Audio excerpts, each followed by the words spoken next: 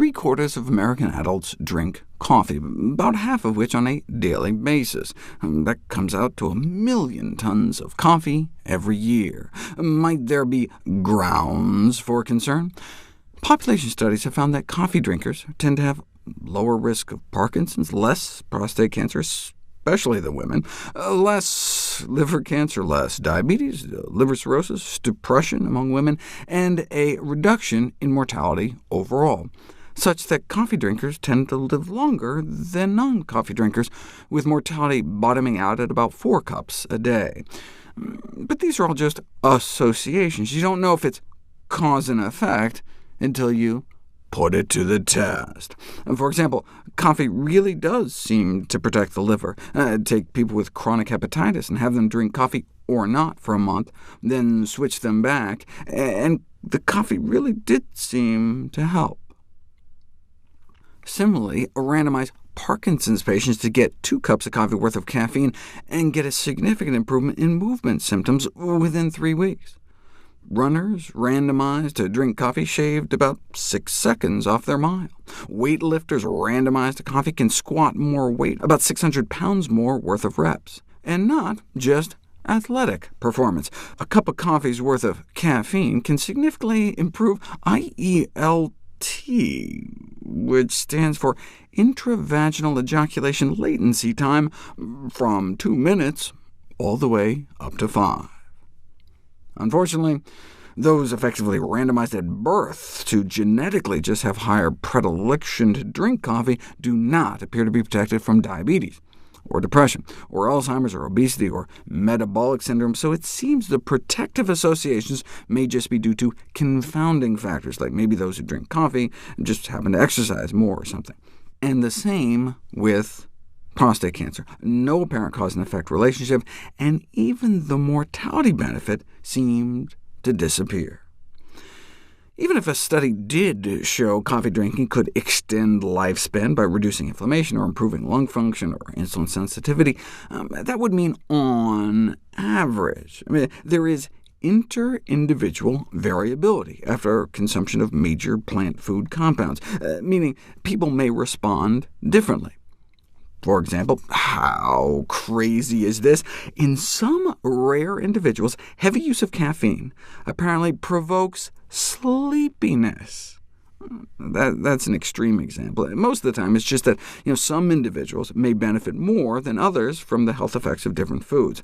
For example, because of differences in gut bacteria, only a minority of Westerners may derive extra benefit from soy, as I've described before. The most common difference in caffeine effects is that, while most people metabolize caffeine rapidly, certain gene variants in liver detox enzymes make some people slow metabolizers. Might that make a difference?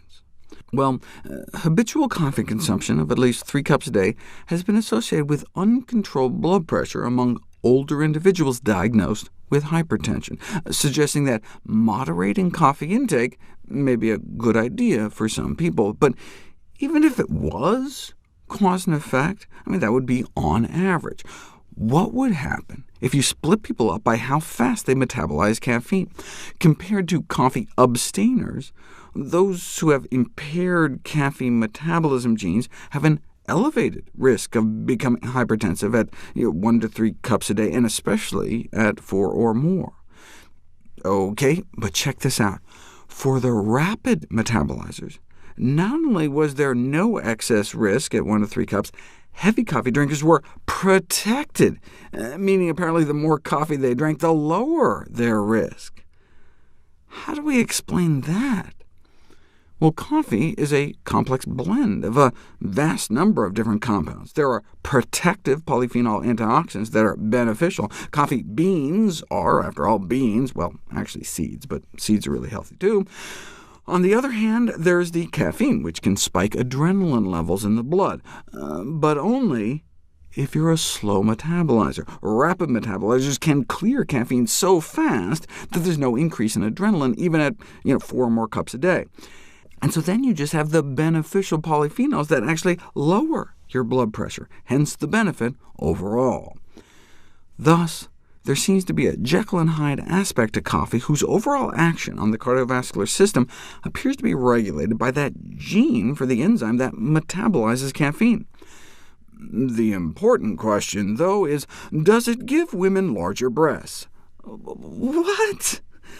Young women who drink a lot of coffee and are rapid caffeine metabolizers have about a half a baseball-sized larger breast volume, which may be a bad thing, as breast volume is associated with breast cancer risk. But no, the important question is, what about heart attack risk? In slow metabolizers, daily coffee consumption appeared to double the odds of a heart attack, or even quadruple the odds at 4 cups a day, whereas in the rapid caffeine metabolizers, daily coffee consumption was protective, cutting the odds of a heart attack by more than half, or at least until you get up to 4 more cups a day.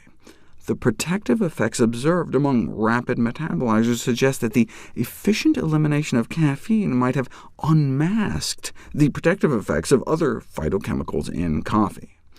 We think it may be the adrenaline again, since if you're a slow metabolizer of adrenaline, high coffee consumption may put you at risk as well. So, is coffee friend or foe? These studies suggest the possibility that slow caffeine metabolizers who consume caffeinated coffee may have an increased risk of cardiovascular disease, whereas fast caffeine metabolizers may be protected from this risk by the antioxidants and other beneficial compounds present.